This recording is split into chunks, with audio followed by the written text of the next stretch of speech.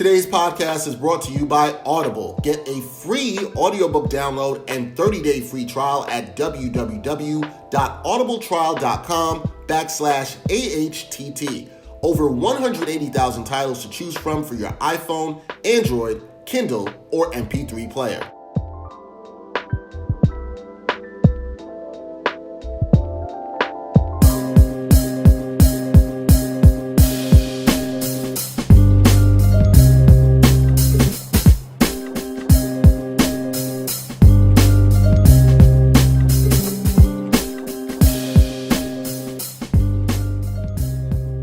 Practicing that social distancing, that quarantine, not trying to get that Rona. Just got back home, safe from people doing dumb shit the way they could get that Rona. Dexter, Henry, Bryan, Fonseca. We got some friends. We got some friends with us today. My man Jamal Murphy in Brooklyn, holding it down in Bed-Stuy, trying to be safe too. My man Jarod Hector. Also good? There, you guys know him from the 7 Footers Pod. You know Jamal Murphy from the Bros Pod, writer from the Undefeated. Jarod also does some stuff for BET.com. And Bryan, still loving violence out in Ridgewood, Queens. How's it going, man? Yo, son, I'm ready for this. I'm so ready for this. Bryan been hyped on this for like months. Dog, the discussions that we're gonna have today after some of these are revealed, I think are gonna be very interesting. All right, so let's and Jamal and Jarod, you guys are perfect to join us for this. Perfect. Honestly. So the discussion we're gonna have, and this idea came from Jarod. So we got to give him credit for it. Appreciate that. No, we're not those kind of people that we just take Jarod credit. is the first person to invade the group chat with any player A versus player B comparisons, where the exercise is to basically put up blank stats versus blank stats. People pick whichever side, and then you reveal who the players are, and then we get into the discussion of, who do we actually think is better and the nuances. Then you go to the nuances of the sort of debate. Yep. And these are going to be very, very, very interesting, and I can't wait. And it's going to be good. And since Bryan can't wait, since Bryan's so excited, he's bubbling, bursting with joy right here, smacking the table. Bryan, why don't you kick it off? Player A versus player B. You just broke it down for everybody and how it should be done. Right. Just kick it off. Give me your player A, player B stats, whole thing, and then we'll get into it. Yeah, we're gonna try to get to 3 each first, but we'll see how it flows and we'll see how it goes. But this is also the beginning of a series. We're gonna have some series on the Ain't Hard to Tell podcast coming up, so this is gonna be one of them. We're gonna bring this back, because we need some things to do while we're all in quarantine. So I'm not gonna give away the seasons for this first person because that's gonna give it away. So let's just say more than 10.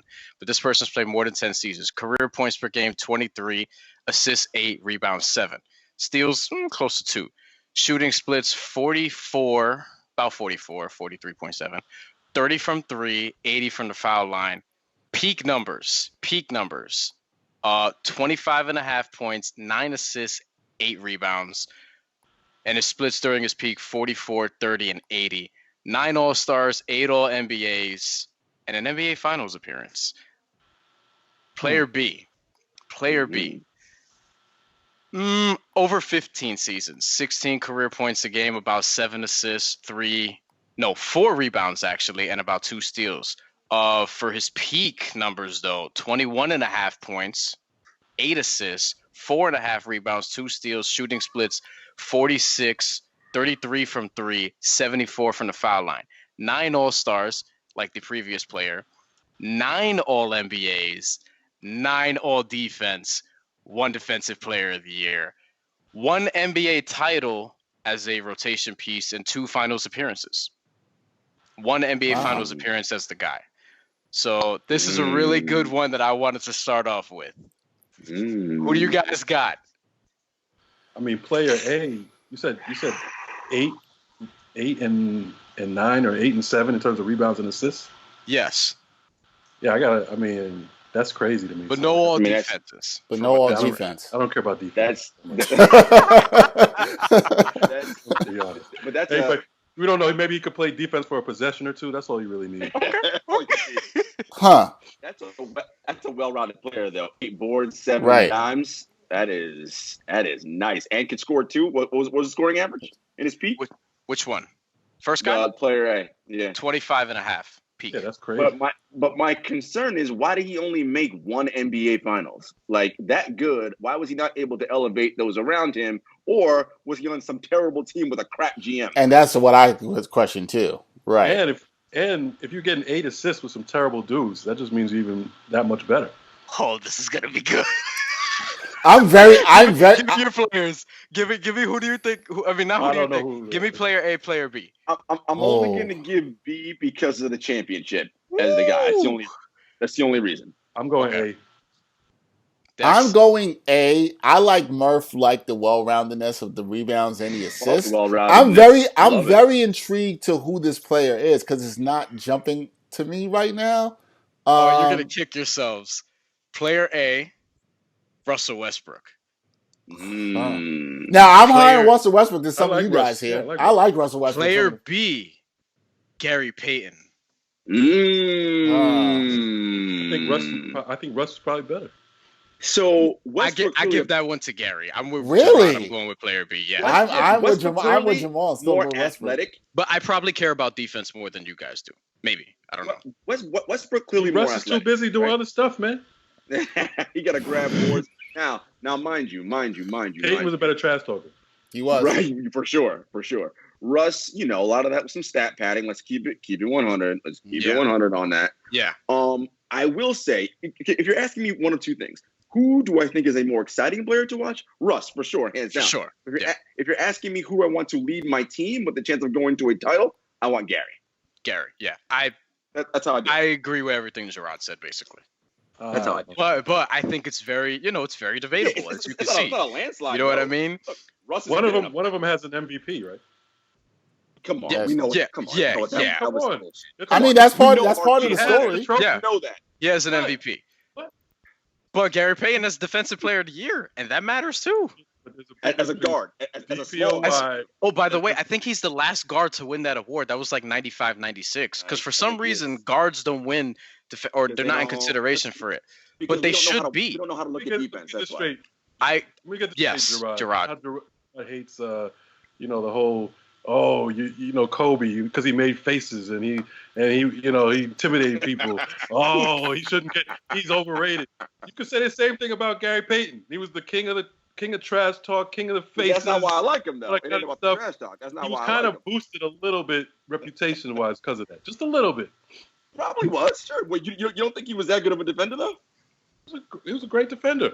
I mean, the man's nickname was the Glove. Like, it ain't like he, Yeah. Nicknames go. and again, he wins Defensive Player of the Year when guards don't really win the award. All right, so who wants to go next? Give me his numbers. Just give me his numbers one last time. Gary Payton? Yeah. Career or peak? Peak. Peak was 21.5 points, 8 assists, 4.5 rebounds, 2 steals, and shooting splits 46.5% for the field, which is actually better than Russ. 32.5 from 3, which isn't great, but better than Russ. Free throw 74. Russ is 79. Russ had the better free throw percentage. What was Russ's peak numbers? 25.5, 9 assists, 8 rebounds, 44 from the field. That's hard to do. Score 25 a game and shoot 44 from the field only. He's a terrible shooter. He's awful. 30.7, 30.7, less than 31% from 3, and 79 from the free throw line. So he should have taken less threes.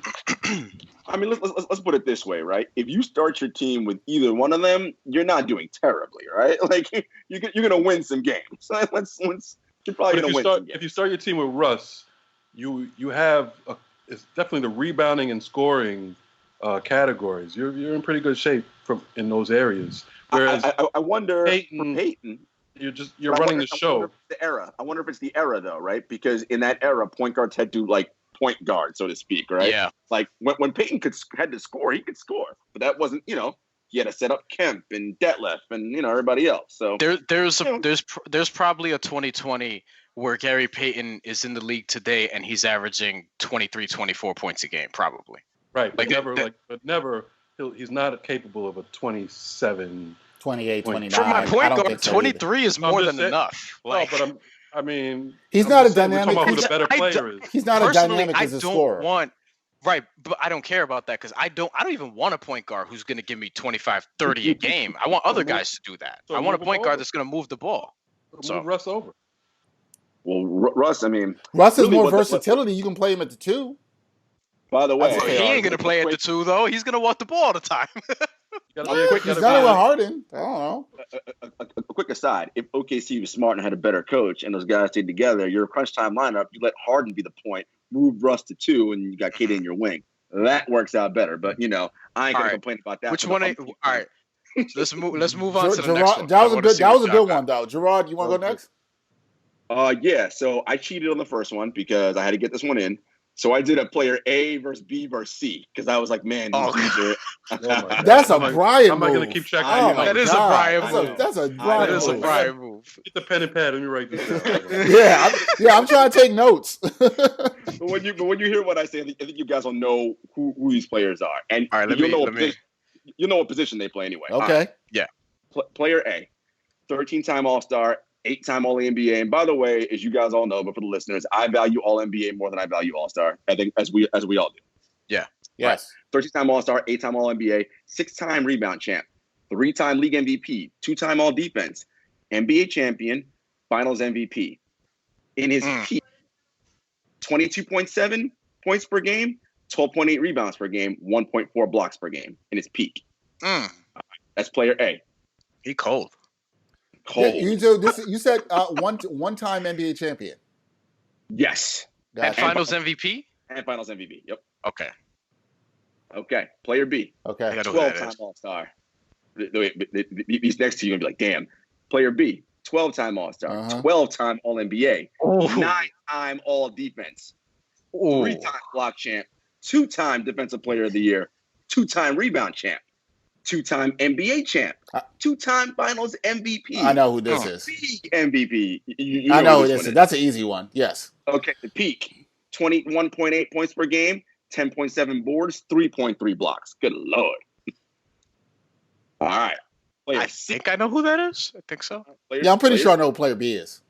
Okay. Player C, 10-time All-Star, 10-time All-NBA. Damn, these dudes. I love when the All-Stars and All-NBAs link up because then I'm like, all right, it wasn't no bullshit extra All-Stars late in your career. Word, yeah. 10-time, 8-time All-Defense. Good God.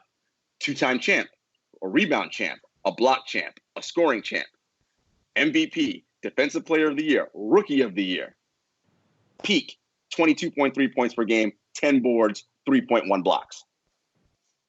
NBA Finals, none of that? I said he's a 2-time champ. 2-time Was he MVP? No. He was league MVP, yes, but not Finals MVP. Gerard, one question for you. Player A, going back for that. Player A won championship how many times? It was one time, right? Once. He was a Finals MVP. He was a Finals MVP. I'm probably going B. But I know who B is. I know who B is so easily off the stats. I know you guys know who B is. I'm not. I'm going. Oh man. A is a really good player, and I'm trying to think who that is. We should actually rank them because you gave us 3. I'd probably go BAC. I think. Okay. But I don't know. B, I'm probably gonna know when you tell me, but it's not hitting me for some reason. You know. B is very easy to me.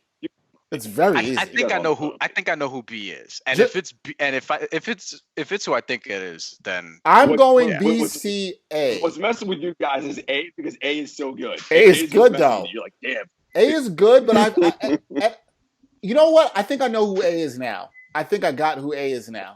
A is a very underrated, underappreciated player in NBA history. I think I know who. Yeah. Gerard, I'm asking you this. Did he play for the Portland Trailblazers?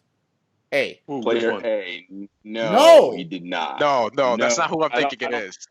Let me don't give it away yet. Okay, don't give it away I'm yet. very intrigued by this. This is okay. Very intriguing. I'm BAC. Dex, what are you? I think I was leading BCA. I'm gonna go with that. BCA. I got BCA. BCA. Jamal, what do you got? I got BAC. BAC. All right. Jarod, what did you settle on? So I did. It was tough, man. God, it was tough. I went ABC, but I went back and forth between B and A. It was hard. Okay. Yeah. Player A, Moses Malone. Oh, yo, should have known that. I should have known that. I had a feeling he was one of these. I was like, I feel like one of those Moses. you all know B. Hakeem Olajuwon. My guy. Right. Yeah. That's why I was like, nah, B's got to go first. C also easy. I think I know. Easy. David Robinson. Dave Robinson. Yeah. That's who I thought it was too. Yeah. That's so I kind of like. So I think I go Moses, Olajuwon, but I could be talked into Olajuwon over Moses. Let's put it this way: it ain't a huge gap. It ain't like he's way better than that. Yeah, I go Olajuwon because Olajuwon's because you see him. No, but I'm saying like just in general. Not an offensive player. Yeah. Moses he was a beast in the low block though. God damn. Usually off of rebounds. Shit. I mean, like he was the inventor of missing 5 shots in a row and to pad those stats. Like he was padding his rebound stats. I would you get the number, right? He's like Russ. And his game. I love Moses, but his game was ugly as hell. I agree. It was but he's great. You know, the MVPs and that Sixers team that won the chip, man. Damn, they were good. They were really good. High school, that should count for something, maybe. Oh, I mean, like he's one of the originators, right? Did Dawkins went too, right? He came from high school, right? Yeah, he did. I think so. Yeah. All right, who wants to go next? Player, of course. Dex, Murph. Murph, you go next. I'll let Murph go next. All right, I'm gonna keep it nice and traditional. It shouldn't be too hard, okay. The first one I'm gonna do is I did it by years. Their first 13 years in the league. Both guys played much longer than that. Huh.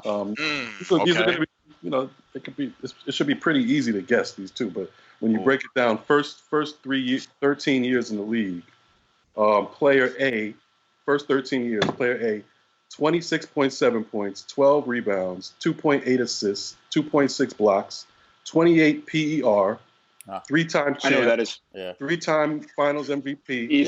Easy. 7-time all first team NBA, 12-time All NBA in his first 13 years. Yep. Okay. I know this argument. I think I know who it is. B, 21.1 points, 11.6 rebounds, 3.2 assists, 2.3 blocks, 25 PER, 4-time champ, 3-time Final MVP, 2 MVPs, 9-time All NBA first team. So compared to 7 for the first guy, and 13 All NBAs in his first 13 years. I mean, you know who they are, but who's better? This is the ever debate. I mean, well, I'm just gonna say it's Duncan all day, every day. All day, every day. How do you make up for the 5.6 points per game? It's just the way in which San Antonio played versus the way the Lakers played. Wait. Pause. Duncan's B. Correct. Duncan is B. Shaq is A. So Shaq is A. Okay. And I asked this question on Twitter just now. I know. I saw that. I voted Shaq. And so did most people. And again, so make the argument for Duncan, Jamal. I mean, Jarod. Make the argument. Yeah, go ahead. Because I think it's preference based, as a lot of these things kind of are. It's 100% preference based, and look, a lot of it too. There is no denying the most dominant player I've ever witnessed with my physical eyes in their prime is Shaquille O'Neal. I did not see Kareem in his prime. I saw late Kareem, so I don't, but I'm sure it was comparable. I'm sure it was comparable. But Shaq, the most dominant I've ever seen. My issue with Shaq is that he's not giving it to you on both ends of the floor, whereas Duncan is. Duncan is, in his entire career, 15-time all defense. 15, right? Not 8, not every year he made all NBA offense, he made all NBA defense. The dude is a beast. And if you look at their head-to-head in the playoffs and those box scores, and Murph, I linked that to you on Twitter. I'll actually link it in this chat. Look at them box scores head-to-head in the playoffs. Yo, Duncan was giving Shaq that work in the playoffs. But it wasn't. He didn't dominate him, stats wise. Look at the playoff stats. I'm just saying. Just look them up. So I think Murph, are you taking Shaq over Duncan? Yeah, I'm taking Shaq over Duncan. Okay. It's close, but I mean, we're splitting hairs. I've heard Jarod make this argument before, and I do think his point about how balanced. I think we do sometimes underrate how good Duncan was, especially on the other side of the ball defensively. I do think it's a fair argument to think about.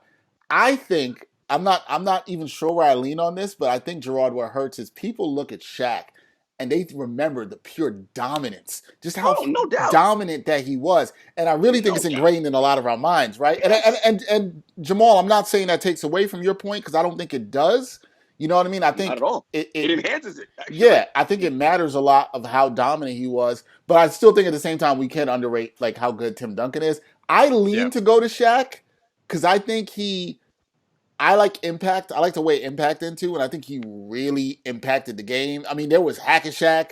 People had to foul this dude because they couldn't stop him. I do think that's a huge factor too. I lean towards Shaq, but I think it's closer than some people may think. Yeah, it's very close.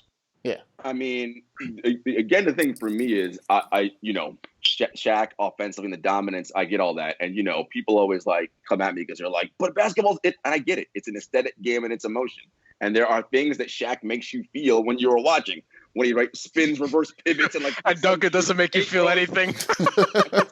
and put you 8 rows into the stands. I get that. You're like, God damn. Or early Orlando Shaq, when he'd grab the board, run on the break, and dribble up. Oh, amazing. They make you feel things. Duncan don't make you feel a mumbling thing. You feel nothing.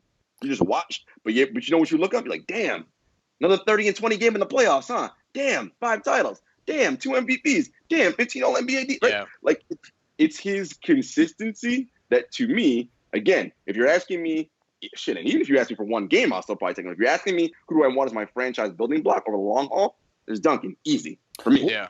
I'm going to let you guys know. We're going to come. Duncan's going to come up again later. So I'm going to let people know that's going to come back up again later. Dex, right before you get into your first one, sure. Who was the better college player between the two? Duncan, right? Because he was. Look at Murph. I think it's Duncan easy.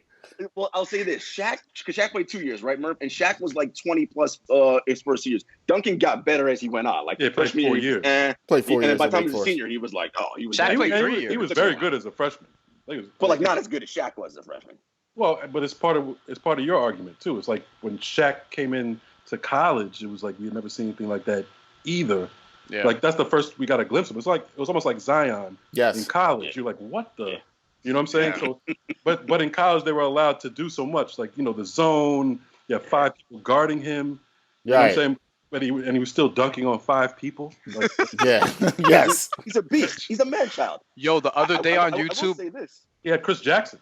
Remember? That's true. Yeah. And the other day on YouTube, I was watching this. You guys could watch this because it's there. LSU versus Arkansas from like 1992, I think it was. That's a good game.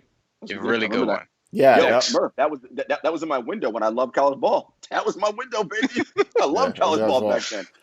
And I will say this: there is a world in which, and Kobe's correct, if Shaq cared half as much as Kobe did, half, not even the full 100, half, he'd be the best player we've ever seen in basketball. Half as much. If he cared half as much as Kobe and had that work ethic, he'd be that good. But Shaq didn't want it like that. I just want to point out that it was Stanford who ended Tim Duncan's college basketball career, and Stanford's point guard was Reverend Knight.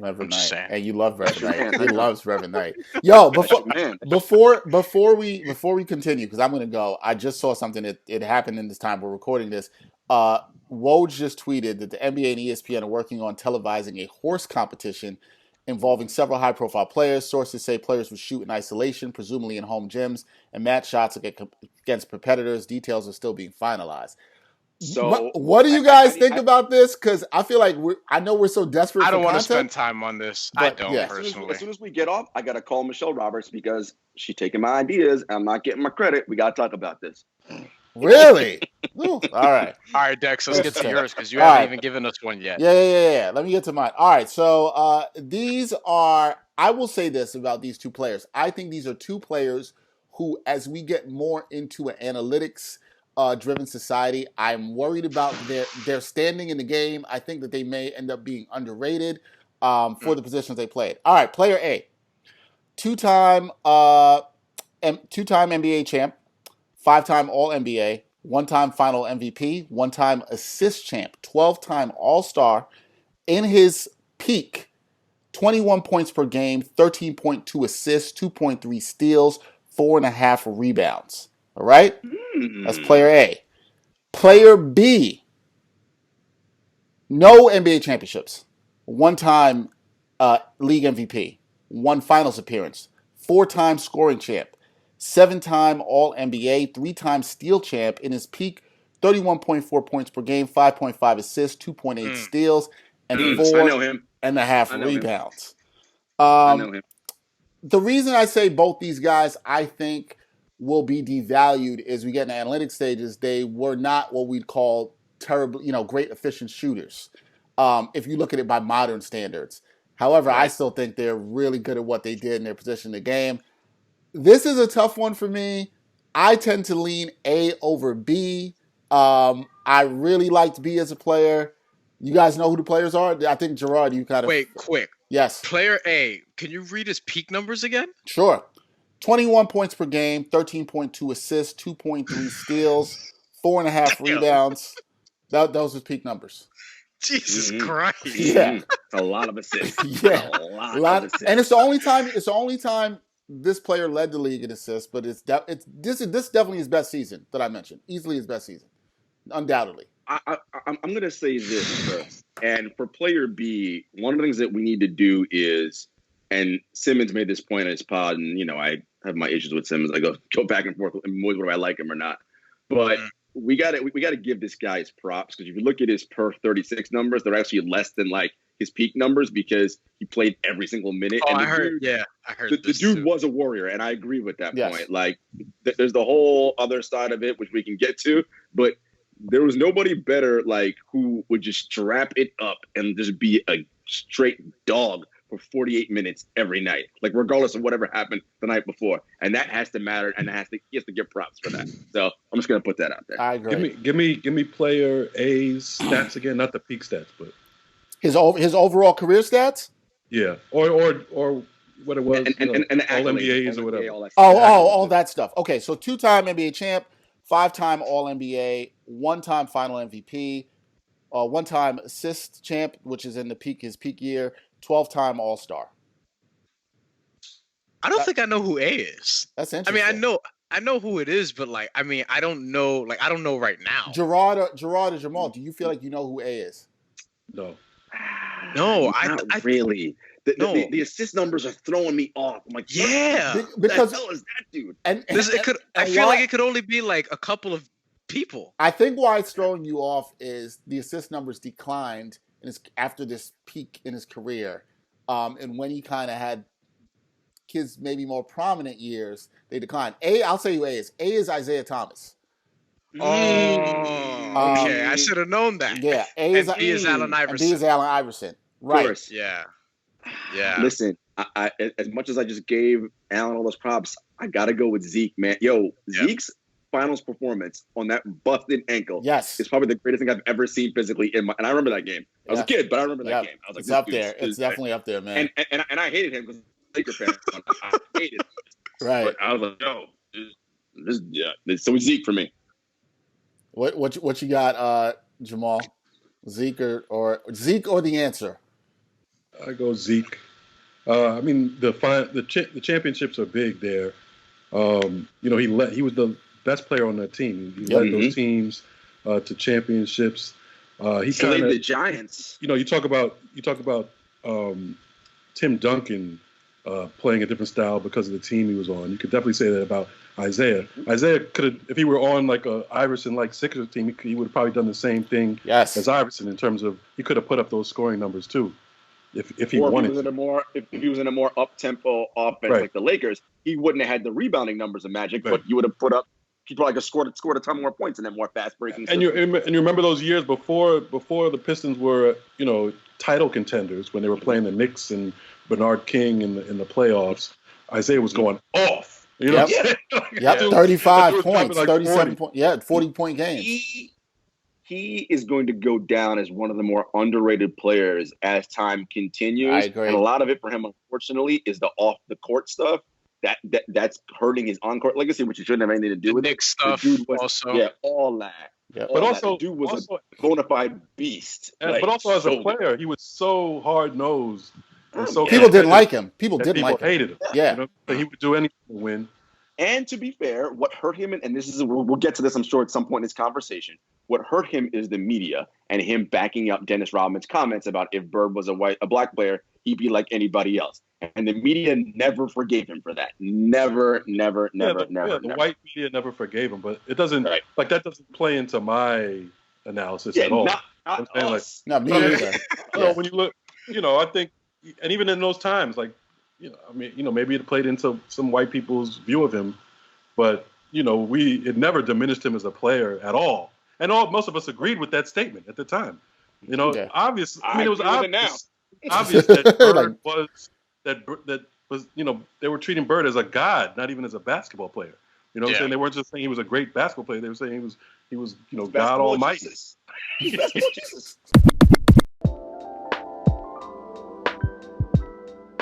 Today's podcast is brought to you by Audible. Get a free audiobook download and 30-day free trial at www.audibletrial.com/AHTT. Over 180,000 titles to choose from for your iPhone, Android, Kindle, or MP3 player.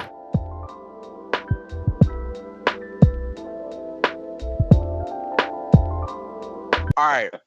I'm going to kick off round 2. Yeah, round 2. Let's go. Round 2. This is a weird one because these two guys do not play alike at all.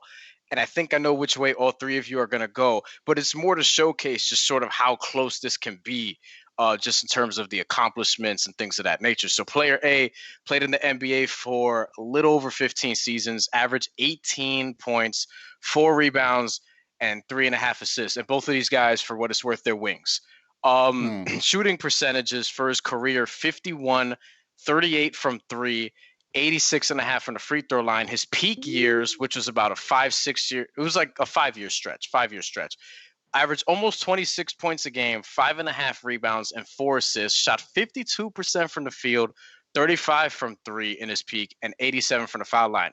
5 All-Star games, 4 All-NBAs, 1 first-team All-NBA.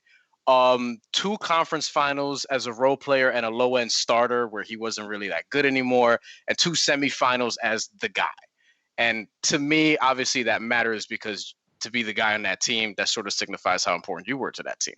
Player B now, 17 points a game, 5 rebounds, about 4 assists per game for his career. Shooting percentages: 45, 33 from 3, 84 from the free throw line. Peak years: 21 points per game, 6 rebounds, about 5 assists. Shooting percentages: 46 from the floor, 34 from 3, 85 from the foul line. 5 All-Star games, 4 all-defensive teams, 2 All-NBAs, 1 most improved player, and 2 semifinals as the guy. One of them where he wasn't the guy going in, but became the guy with the way he played. So neither of these players won championships. Neither. I'll go A based on the numbers. I lean to A based on the numbers and seemed like he was a better shooter too. Yes, definitely a better shooter. I don't have either. What were B's? I don't have any idea who these players are. What were B's peak numbers? 21 points, 6 rebounds, 5 assists, 46 from the floor, 34 from 3, 85 from the free throw line. But remember, 4 all defensive teams. No, and I do value defense, but damn, A was such most improved player. Yes. So he was trash for a while. And he just didn't play for like the first 2 years, and then he became a star. Okay. Man, A is, I love efficiency, Brian, but damn, that all defense is messing me up. That's what makes it interesting to me. When I tell you who these guys are, you're gonna be like, "What the fuck?" I mean, just to be different, I'm gonna go with B. Okay, player B, Jamal, you gave A, so 2 of you guys went A. All right, player A, Chris Mullin. I like Mully. Like Mully. Player B, Jimmy Butler. But I like Jimmy Butler better. Jimmy Butler's not on Chris level. Get out of here with that. But here's Jimmy he's not Dream Team. He's not original Dream Team. No, but here's the interesting thing. But here's the interesting thing about it is because I was thinking about, okay, who are some of the not maybe the main all-stars, but sort of that next tier of guys that we have today, right?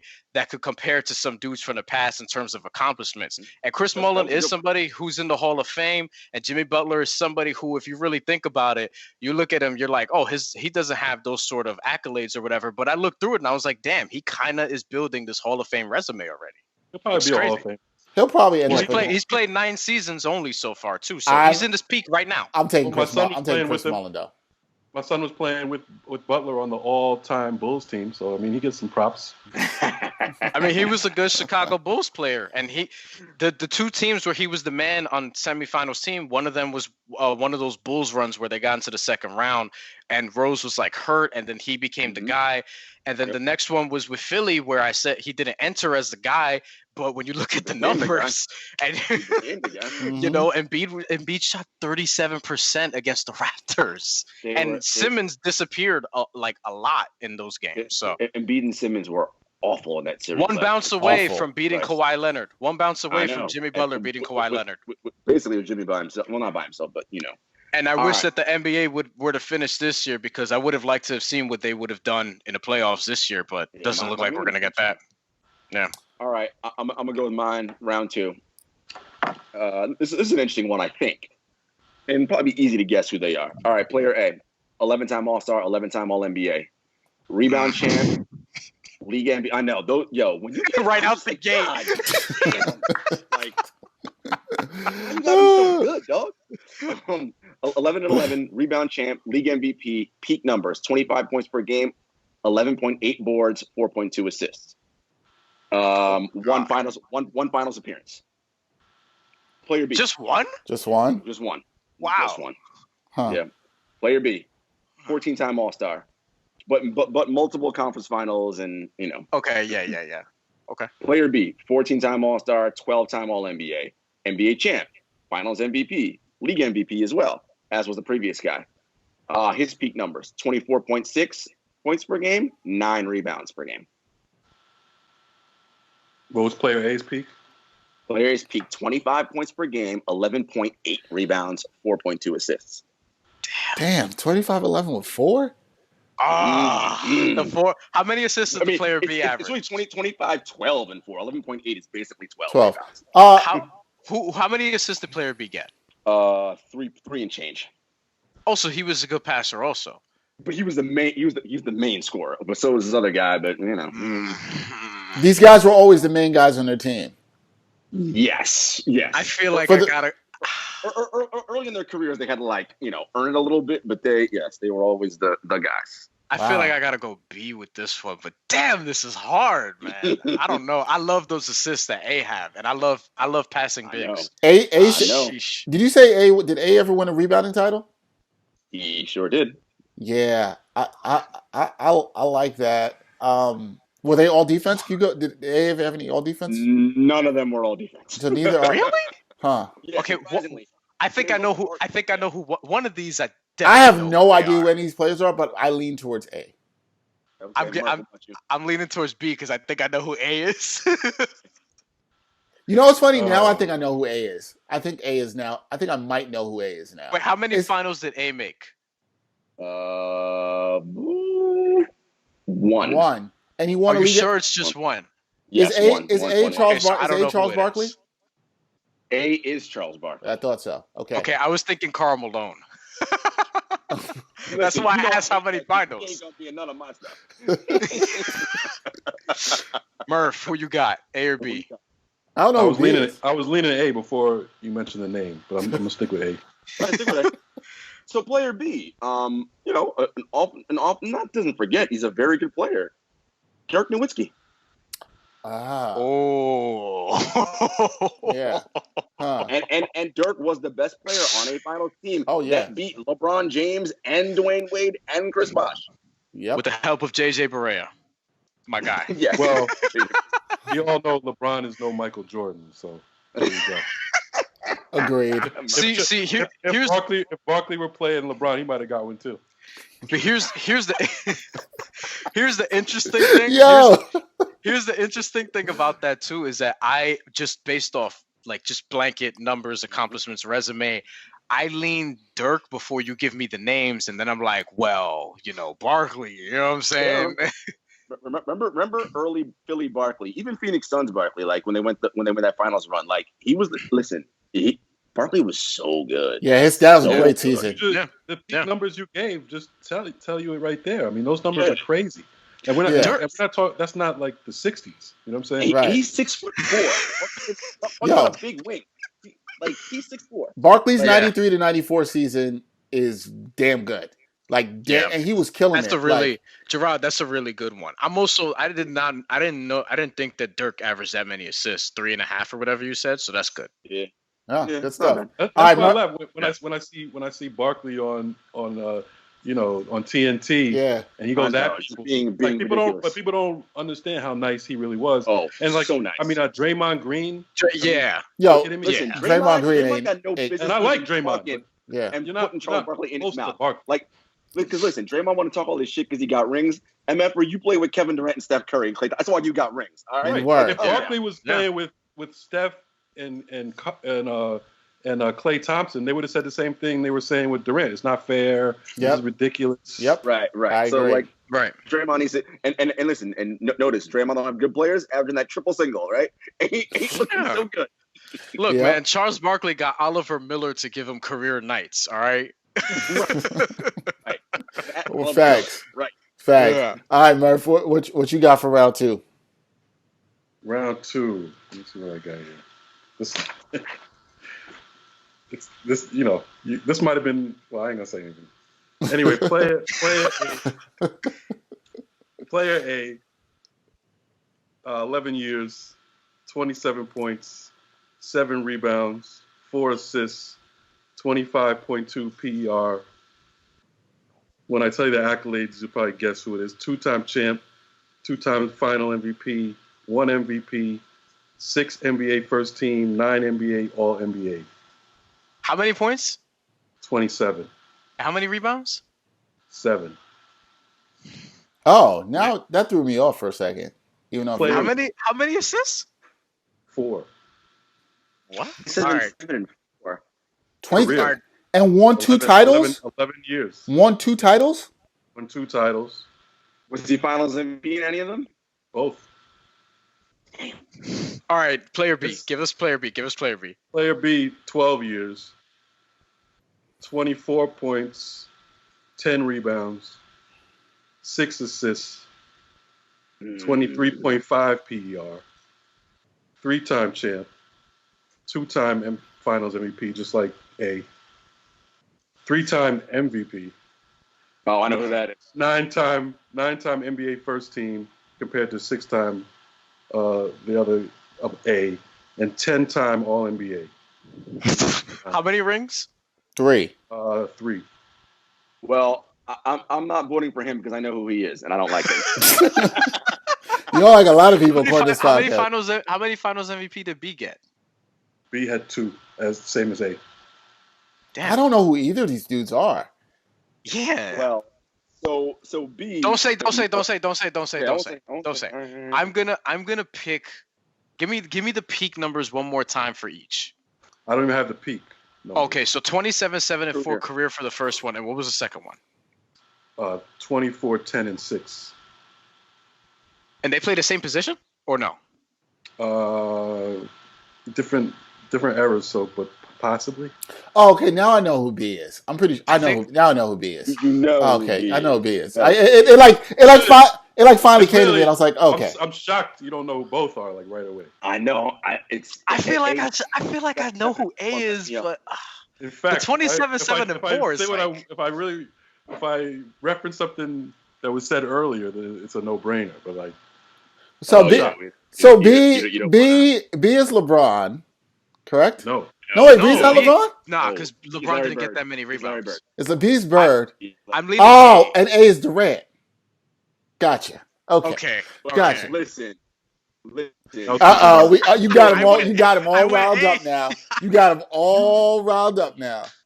You already know where I'm going in this conversation. The 27, right? 7, and 4 I felt like was Durant. So yeah. Jarod, but Jarod's opinion is the minority. I think if you put this just like the Shaq Duncan is that Duncan is a minority, just in terms of like fans. Here's what I'll say. Like people of my age group are gonna pick Durant. Whether it's a generational thing, but people who will who value who could see across generations don't ever put. Here's what I'll say. The top 5, but they'll put Bird. Here's what I'll say. Bird clearly the more accomplished player, right? I mean, the resume says it, right? Three MVP. Wait, he's got 3 MVPs, right? So that already tips you in that scale. Same amount of Finals MVPs, fine, whatever.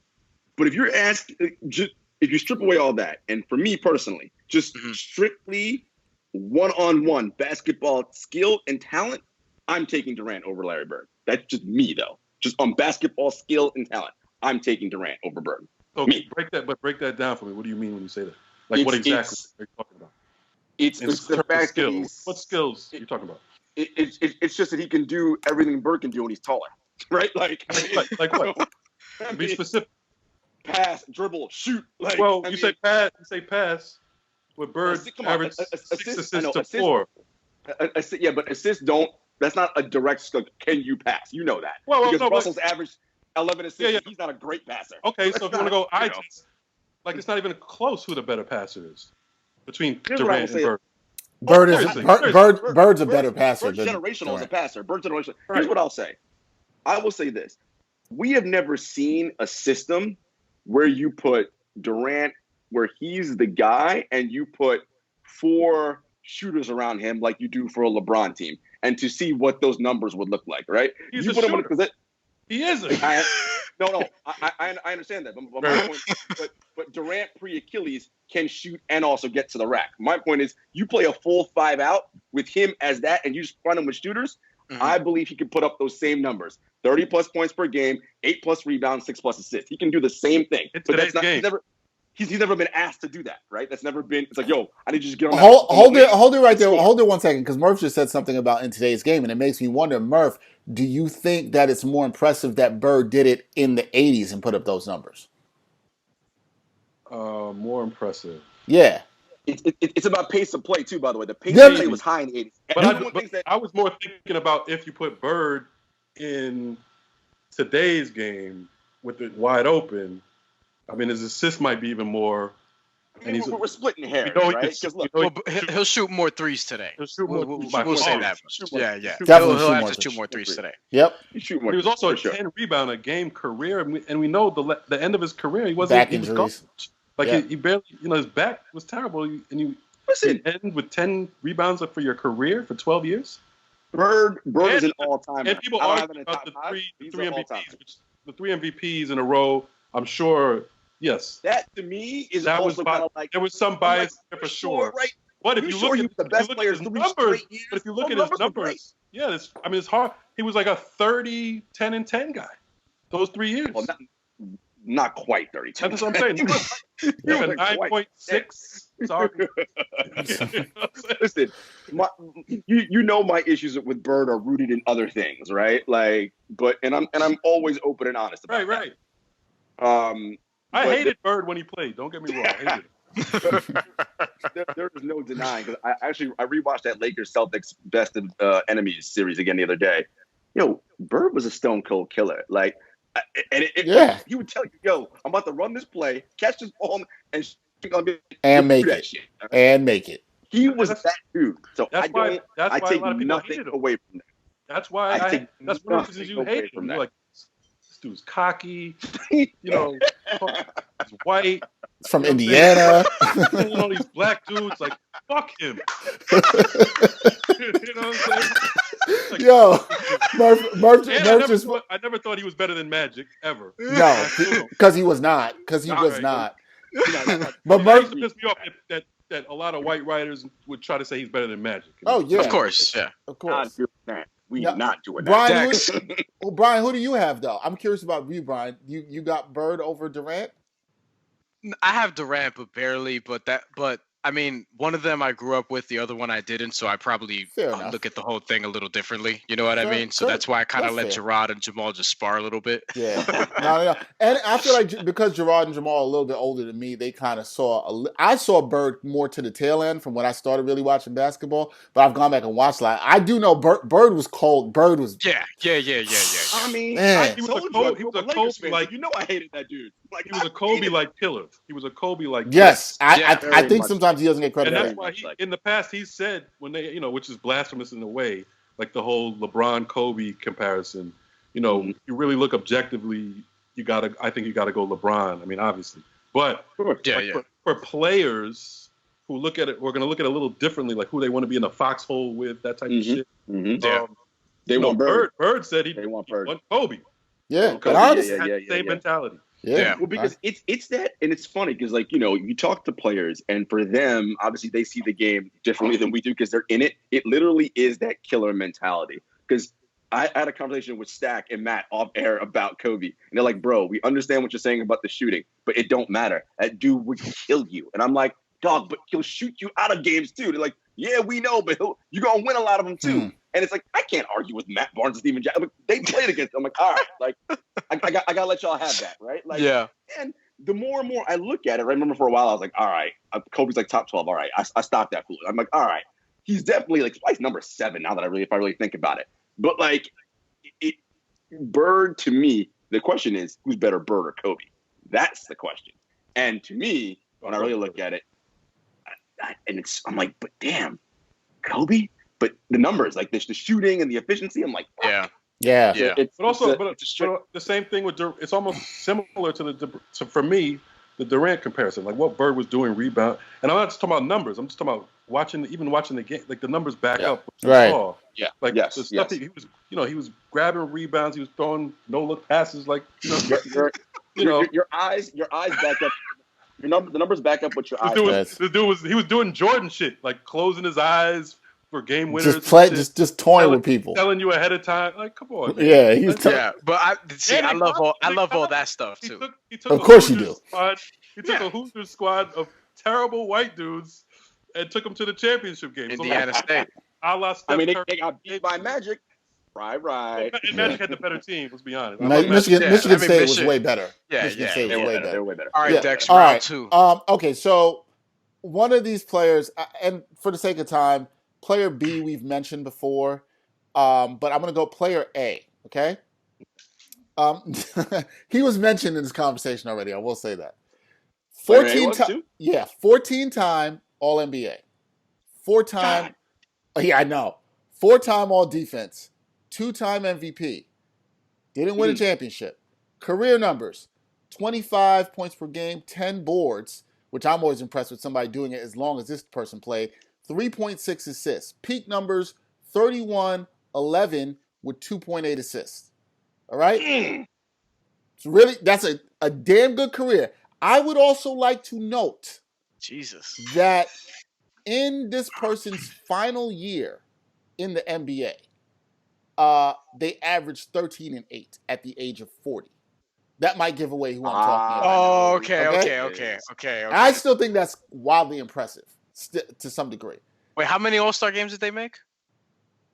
All-Star game. All NBA is 14. I didn't write All-Star for this person. Okay, how many, 14. It matches up. How many finals appearances? 2 finals appearances. Oh. So it's okay. It's not the first person. Two finals appearances and no wins. 2 finals appearances, no wins, 2 MVPs, 14-time All-NBA, 14-time I know who it is. All-Star. I know who A is. Played to the age of 40. Yeah. I know who A is. And now player B. Yeah. For the sake of time, I'm not gonna. We already went through this person's stats. I'm not gonna do it. Player B, I'll just say the name. It is Tim Duncan. And player A is Karl Malone. Player A is Karl Malone. Malone. He got to the championship twice. I got that. Yeah. 97 and 98. Back-to-back Utah years. Back-to-back Utah years. Which was even impressive because that was kind of mid to late of his career. What'd you say? To me, and he got to the 04 finals with the Lakers. I mean, albeit sorry. You know what? You're right about that, Brian. He did get to the finals 3 times. Though he wasn't like the guy. He wasn't the guy. That is correct. Those 2 MVPs were bogus to me because the real MVP showed you who he was in those 2 finals. So I'm out on Karl Malone. Know that. Duncan, easy. I think Dex. I think, correct me if I'm wrong. I think what you're trying to show is basically how close it is. Like, we're all gonna pick Duncan, obviously, but So the thing is, I think it's Duncan, but I think the reason I picked it up is, and I think Jarod and Jamal will agree with me in this, for most of our lifetimes, and before the end of Karl Malone's career, most people would say Karl Malone was the greatest power forward of all time up to that point. I think that's something you absolutely heard, right? Okay. And I do think Duncan came and kind of changed that, the kind of game of what that is. Karl Malone was that dude. He is up there with scoring numbers. He did have a long career. He was giving people buckets, even at the age of 40. Not like 20 a game, but he still was pretty efficient. 0304. Like, the mailman is damn good. It's close. I go Duncan too, but it's very close.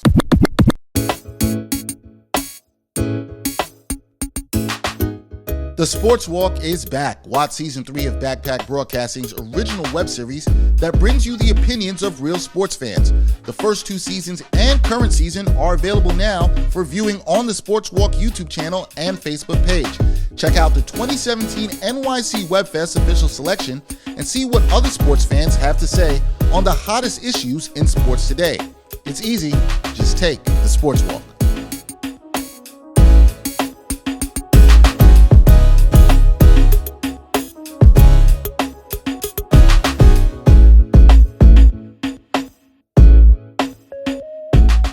Round 3. Damn, since y'all are going all-time greats, and I'm trying to pick like the guys who are like under the radar. Please don't do Patrick Beverly versus Brevin Knight. No. I'm going all-time. And one and a half all-time greats to this one. The other one, you'll see why I'm like thinking about it or whatever. Okay. Okay. Player A averaged 17, 8.5 rebounds, and about 3 blocks per game for their careers, shooting about 53 from the field, 69 on free throw. Peak years, a 7-year stretch of 21 points, 10 rebounds, and 3 blocks per game. 7 All-Stars, 6 real ones, because 1 year he kind of got like the votes. 2 All-NBAs, 1 first, 1 second, 2 All-Defense, 2-time DPOY, and was an NBA titleist, but was just in the rotation, wasn't the guy on that team. As the guy reached the conference finals. Excuse me. Player B. Career points per game, about 17. Career rebounds per game, 12. A little over 12, actually. 2 blocks per game. 59% from the field for their career, about 57 from the free throw line. Peak averages, 20 points, 13.5 rebounds, 2.4 blocks, shot 59 from the field and 56 from free throw. 8 All-Stars, 8 All-NBAs, 5 first team, 5 All-Defensive, 4 first team All-Defensive, 4 Defensive Player of the Years, 1 NBA Finals appearance as the guy. Oh, I know who that is. And that man is a Hall of Famer. People need to put some respect on his name. Player B is Dwight Howard, right? Player B is Dwight Howard. Yeah. Dwight was so good in his peak. Yeah, man. Yeah, he was good. Yo, wait till you realize who Player A is. Could you run back the numbers on Player A? Since we figured out Player B is Dwight Howard, we're gonna run back Player A. 17 points per game for their career, 8.5 rebounds, about 3 blocks at their peak, 7-year stretch. 21 points a game, 10 rebounds a game, 3 blocks per game, 7-time All-Star, 2 All-NBA, 1 first, 1 second, 2 All-Defensive first teams, and 2-time Defensive Player of the Year. Reached the conference finals as the guy, and won 1 NBA Finals as a rotation piece. So it's got to be Howard. What do you mean? It's got to be B. It's got to be B? Hold on. A is very interesting. They won a title as a rotation guy. You I can't wait till y'all figure this out. They won how many defensive players of the year did they win? 2. And he won a title? As a rotation guy. Is Player A Tyson Chandler? No. Okay. No, and his peak numbers again? His peaks 21, 10, and 3 blocks. Oh, 21. I should know that was in Tyson Chandler. 21. Yeah. And do you guys all pick Dwight Howard over this mystery player? I don't know. I'm gonna go with A, just to be different. I feel like I got? should go with A, even though I respect the hell out of Dwight Howard. I feel like I will kick myself for not going with A. You might. Give me Dwight Howard's numbers one more time. his career numbers about 17 points, 12.3 rebounds per game, actually 2 blocks. Peak numbers 20 points, 13.5 boards, and 2.4 blocks. Is okay. Yeah, I have a guess on A. I have a guess on A. Yes. Is A David Robinson? No. Huh. We have not mentioned this person one Who time the in this hell podcast. is A? I'm Okay, give me letters again. Jarod, you're going A. A. Yep. Yeah, I'm going A. I'm going A, even though I don't know who they are. I'll stay B. A is Alonzo Mourning. Wow. So yeah, man. A is Alonzo Mourning, good. who I did not like that much as a kid until I got a little bit older. I mean, I love the line. Georgetown guy. That's my all-time team. So I watched him growing up. I remember, first of all, in high school, he was like, no one had ever seen a high school player as good as he was. Like he was playing with the USA Olympic team as like a junior and senior in high school. Yeah, he was legit. But he was an undersized center. 6'10". Undersized center. He was mechanical. But definitely one of the hardest effort every night.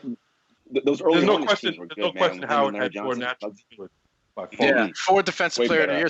I wanted to pick a guy because I'm like, all right, Dwight Howard. We know that Dwight Howard. That's a really good one. Yeah, his numbers are going to be insane. They already are. Even this year, it was possible that he would have been an instrumental part of a championship team. With the Lakers, it's a chance. I guess we still see that play out, but I don't know. But regardless, I think that it's interesting when you start comparing his numbers to other players of that sort of era. And I know eras matter, but Dwight Howard, I mean, look, he has a historic career. There's no he's real a Hall of way Famer. around it. He's a Hall of Famer. Yeah. I've said that for a while. He's a Hall of Famer. Yeah. No matter how you feel about him, I kind of want to go back and change my pick to Dwight Howard. But I have a lot of respect. Like Murph said, I like those Georgetown teams growing up. That great centers they had from Ewing, Mourning, Mutombo that came from there. I actually have an Alonzo Mourning like all-time question. So the other day I was watching the Game 7 or Game 5 rather between Knicks Heat. Yeah. Historically, is that held against him? That loss when they were the first seed in a lockout year. And then here's why I say no. I think people have to look at the '99 season and realize how much it favored younger teams in that. I heard Bill Simmons make this point in a podcast, and I agree with him on that. It was kind of prime for the Knicks to have that upset. I mean, the Knicks were playing really well. I think they had won like 7 out of their last 8 games in that season before they came into that series with Miami, so they were hot. But I don't really hold that against the Heat. The Heat actually were a really good team that year. They were really deep. I mean, you had still had Tim Hardaway, Vashawn Leonard, Dan Marley was still on that team. They had a lot of shooters, and they could play defense on that team. I hated that team. So I know that team. Oh man, it was ugly. So I know that competition well, and I love those Knicks Heat games. But I respect the team. It's making me mad. I hated that team. But and the Knicks to that point, and the Knicks to that point, on paper they were better than an 8 seed. Whatever happened that year. They were. It's funny because during that game, Jim Gray is on the sideline doing an interview with Dave Checketts asking, because of how the team performed during the regular season, is Jeff Van Gundy going to get fired? And I found that hilarious. Yeah, Jim Gray was always wild with it. Always wild with it.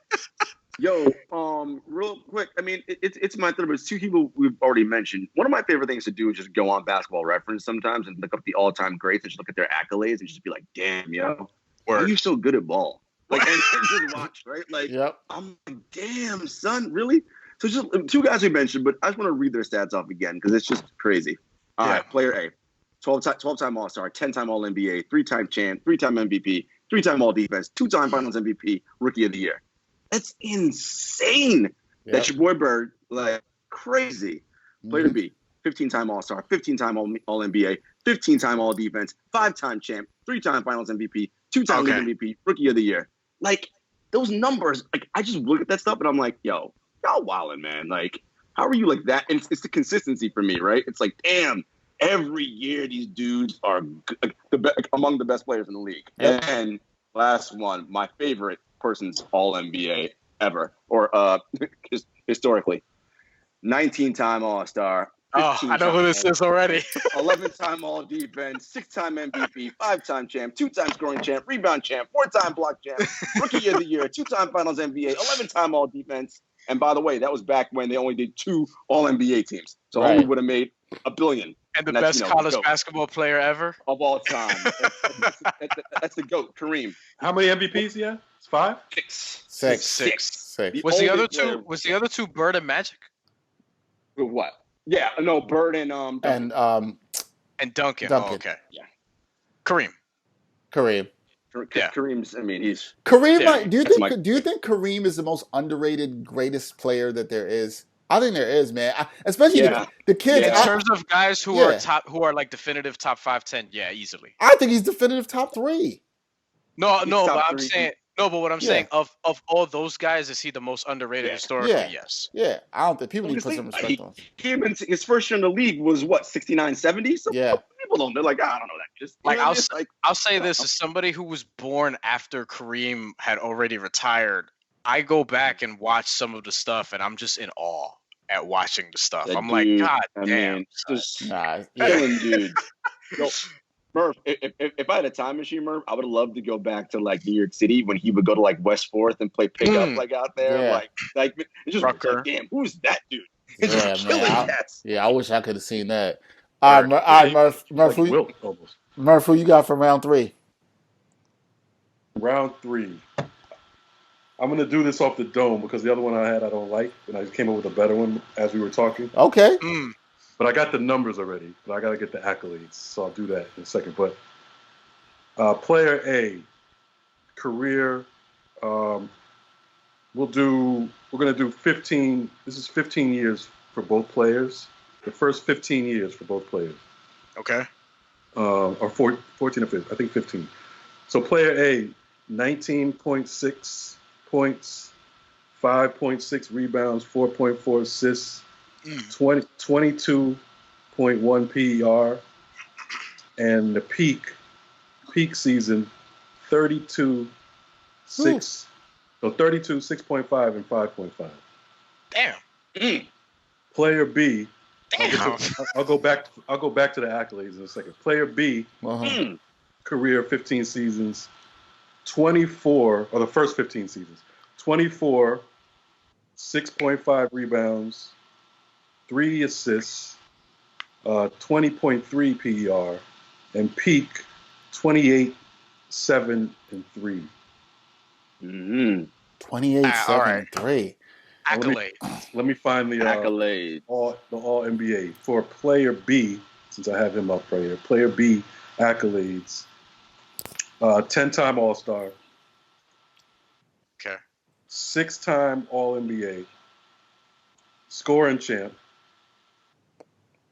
We'll stop there. They don't. No finals. No MVPs and none of that stuff. No MVPs. No final appearances. Ooh. The next guy. How many All Stars for the player B? 10. 10. And okay, six all NBAs. Okay, so it's not Mitch Richmond. Now, player A accolades. 7-time All-Star. 7 All-NBA. 2-time scoring champ. All right, so hold on. No finals for either of these players, right? No finals for either. Murph, is one of these players? I'm just gonna. I think I lead. Is one of these players Carmelo? Wait, I don't know who either of those either of these dudes are. I'm leaning B though. I just want to put that out. Is one of these guys Carmelo? Yes. Yes. Player A is Carmelo, right? Player B is Carmelo. I knew B was Carmelo. I was right on that. Yeah, more All Stars. Yeah, that makes sense. Oh yeah. I'm gonna go with A. I'm going B. Just to go opposite Carmelo. I'm going B. I'm leaning to B, but I'm very intrigued as to who A is. Yeah, because the 32 points a game in that peak. 32, 6, and 5? It'll make sense when you hear the name. Tracy McGrady? Oh. It's McGrady. As soon as Murph said it, I knew it too. McGrady. Yeah. I don't feel bad. That's a good one. I like Melo. I don't feel bad about taking McGrady. See, you know why this is very interesting? That's a good one. I was thinking, like, Tracy McGrady is a guy that I was thinking about putting in one of these comparisons. I didn't end up doing it, but it's interesting because they also play different positions, but they're kind of not. I don't know if I would say kind of the same dude, but they're kind of looked at the same way. McGrady was ahead of his time. McGrady in today's era, holy hell. Yeah. He also took. He'd be a top 5 player right now. He took longer to develop. Good point. Because he came in as a straight from high school. But also it took him a few years. Whereas Melo, even after 1 year of college, he beats it from one. He beats it from year 1 year out. People thought he should have been Rookie of the Year because he actually brought his team to the playoffs in the West. Oh, and Melo, listen, he gets shitted on, but like, if you look at his all the way up until I believe that 2013-14 season. So you're talking about the first 10 years of his career, he's in the playoffs. Right. And most of that in the West. He was good on those Denver teams. They were good. And he's a 7 rebounder guy, dude. He doesn't ever get that credit. People say he's always been a one-dimensional scorer. No, but the first 15 he wasn't a bad player this year either. He averaged 7 rebounds, more than McGrady. McGrady was a better passer. Oh yeah. No, sure. Undoubtedly. Melo demonstrated in that 54-win Knicks season that he is actually a good passer when willing. Right. Definitely. And at Syracuse, he was a very good passer. That's correct. What do you guys think would have happened? What would you like to see if that free agency happened in what year was it? 2004, if Duncan, McGrady, and Grant Hill had teamed up in Orlando, and assuming Grant Hill stays healthy. I thought about this the other day. How good would that squad have been? Oh man! Oh, healthy. That's the thing. They got to be healthy. Yeah, that'd have been crazy. That'd have been crazy. All healthy. I mean, that's just like what are you doing?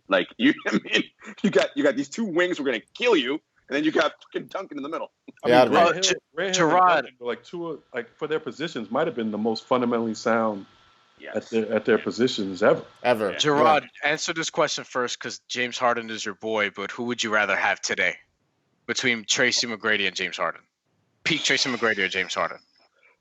Tracy, because he's bigger. You know me in size, right? So if I gotta get down to and he actually played defense. Was he 6'8", 6'8", 6'9"? 6'8". Listen, 6'7", 6'8". Yeah. And that Harden's strong, what I would say. But yeah, so Harden is stronger than everyone thinks. He is very strong. And I love Harden's game, but it's just that size, man. That matters late in the playoffs. It just does. All right, I'm gonna give my last one. My last one involves one player we've already mentioned a couple of times. So he'll be player B. I'll give player A. Okay, player A, 7-time All-Star. Had the steal title 1 year. 6-time NBA champ, which probably gives it away. 7-time All NBA. 10-time All Defense. Peak season. Let me pull this up for you guys. 22 points per game. Also had 8. Hold on, let me make sure I get this right.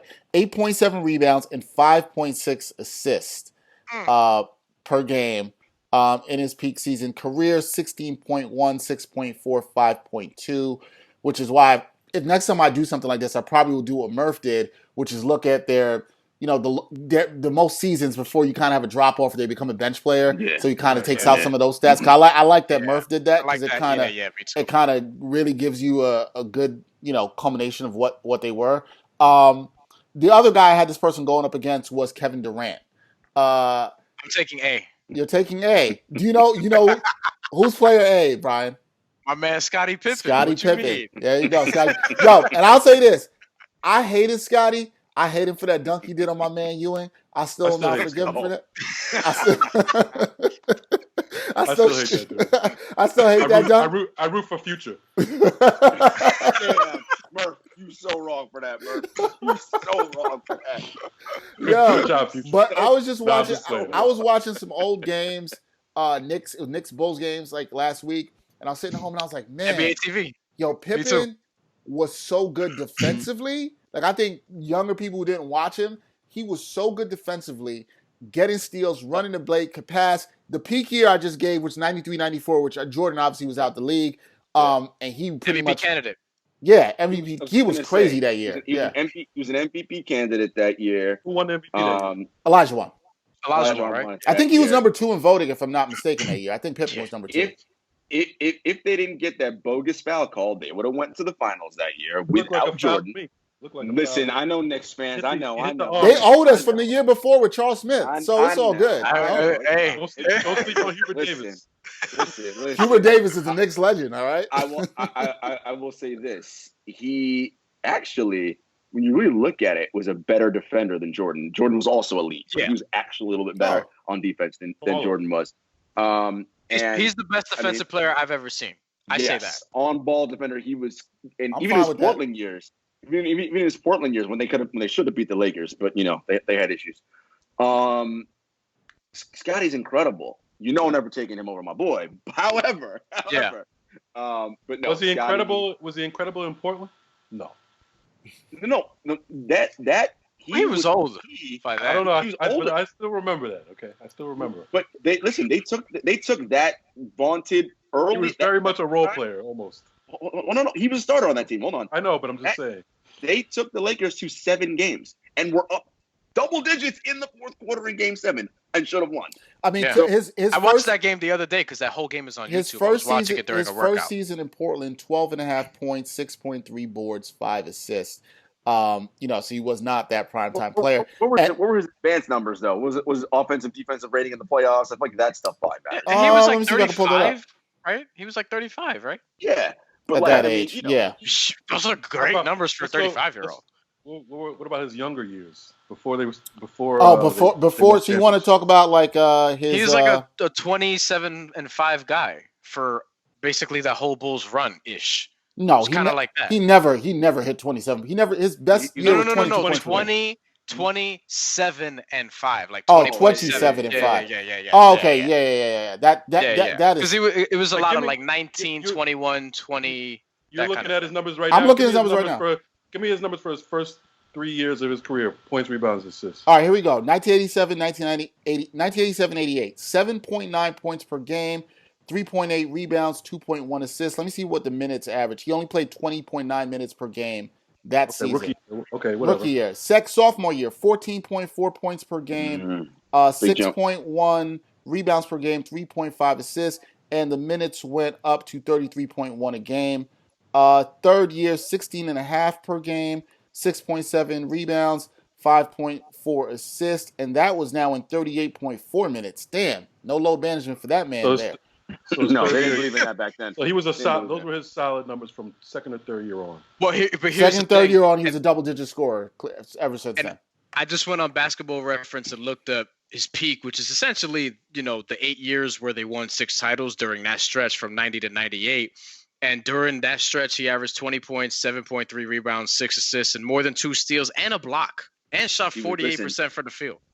Everyone loves to think of him as like riding Jordan's coattails, but come on now, Jordan ain't winning them chips without Pip. It ain't that, and that's just fact. Guys, man, it's been a good one. Player A versus Player B. Credit to Jarod for the idea. We will do this again. For sure, we should do more of these. Oh, yeah. I got more in the tuck, baby. Yeah, we know you do. We know you do. That's for my guy, Jarod Hector and Jamal Murphy, my man, Brian Fonseca. Until next time, y'all. Peace. Peace.